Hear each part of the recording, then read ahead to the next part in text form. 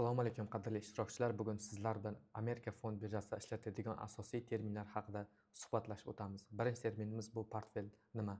Portfel bu investorning bir yoki bir necha aksiyalar yig'indisi tashkil topgan brokerlik firmasidagi hisob raqami.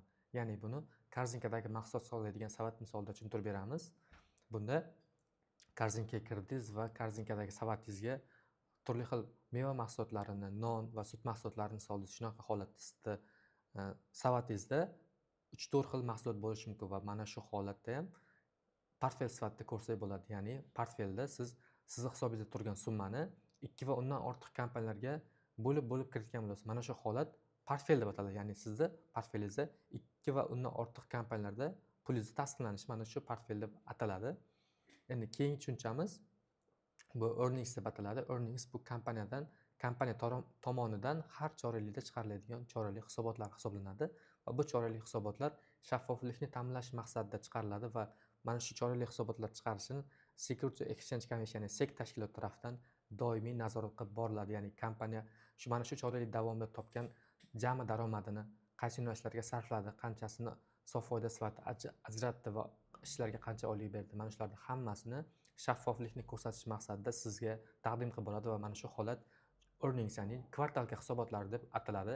Keyingi tushunchamiz bu dividend hisoblanadi. Dividend bu kompaniya har chorakda topgan sof foydasini investorlar o'rtasida taqsimlanish sifatida ko'riladi. Ya'ni siz biron bir kompaniyaga pul kiritdingiz va o'sha kompaniya oxirgi 3 oy davomida yaxshigina daromad qildi va yaxshigina sof foyda ham ko'rdi. O'sha sof foydasini investorlar o'rtasida tegishlicha taqsimlab chiqishi mana shu holat dividend deb ataladi.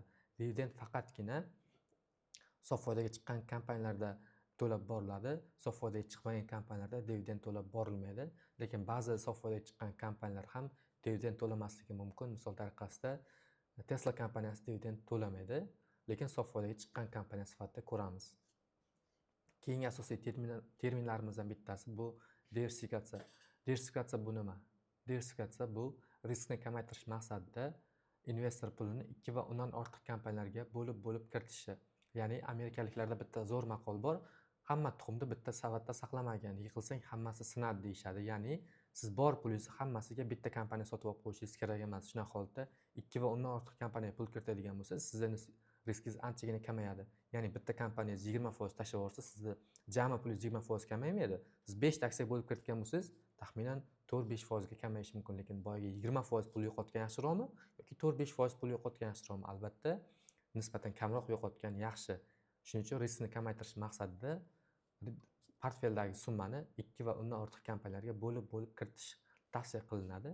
Keyingi tushunchamizdan bittasi bu split hisoblanadi. Split bu aksiya narxi qimmatlashib ketgan holatda uni bir necha bo'laklarga bo'lish orqali arzonlashtirish hisoblanadi.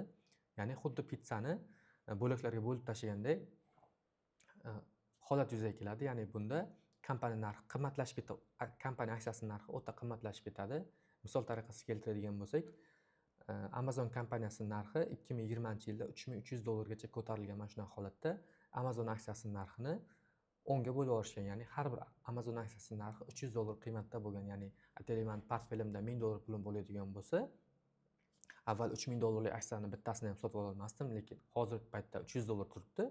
O'shaning uchun men 3 ta dona Amazon kompaniyasining aksiyasini sotib olishim mumkin. Ya'ni investorlarga qulaylik yaratish maqsadida ba'zi holatlarda kompaniyalar o'z aksiyasini bo'laklarga bo'lib, ya'ni split holatlarda kuzatiladi va bunda aksiyaning soni ko'payadi, lekin narx arzonlashgan hisobiga bozor kapitallashuvi o'zgarmagan holatda saqlanadi.